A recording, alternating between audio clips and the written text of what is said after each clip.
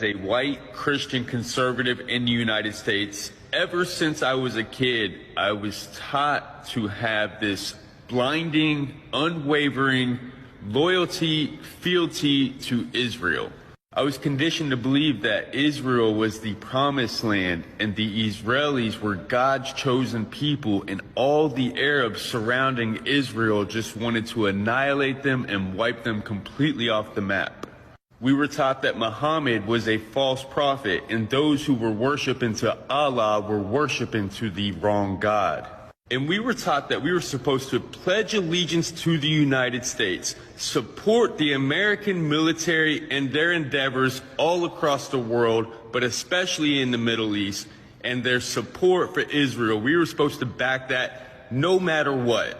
And to question anything would be un-American. But now that I'm older and we have access to the world at our fingertips and I can see with my own two eyes what is going on, I began to question everything. I realized that we bought the lie that Western media propagates to us. We bought the lie that the American church or the Western church propagates to us. I don't believe in the duality of the world. I don't believe that we are good, that America's good, that Christians are good, that Jewish people are good, and that Arabs and Muslims are bad and evil. We've always been taught that Arabs, Palestinians, Iraqis, Iranians, they're jihadists, they're terrorists, they're thugs, they're predators, they're savages. These are the words that we've always used to describe human beings. We are taught that Israel has the right to self-defense, that they are morally superior in this battle. But I now realize that he who controls the media controls the masses, and Israel has the power to not only control the narrative, but to control the way that the war is fought. We are taught that this war started from a Hamas terrorist attack on October 7th, but in reality, this war started 75 years ago, with the start of the ethnic cleansing of the Palestinian people and the stealing of their land.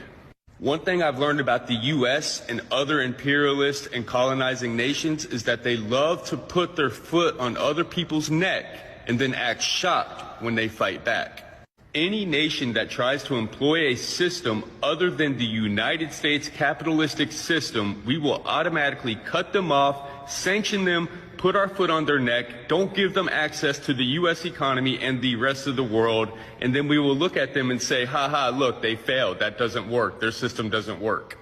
And we're supposedly the wealthiest nation in the world, but we've got millions in prison. We've got millions on the street homeless. We got millions without health care.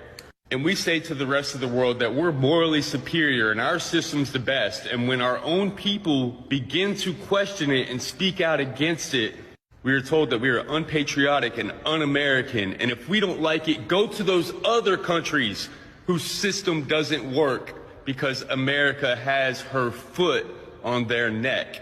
I've had to do so much deconstruction and deprogramming of everything that I've ever been taught, everything that I've ever been indoctrinated with living in the South of the United States. We love to say that we are all human. We claim that all lives matter, yet we're still supporting the bombing of innocent civilians. I've said it since day one, and I'll say it again. I will always stand on the side of the oppressed and free Palestine.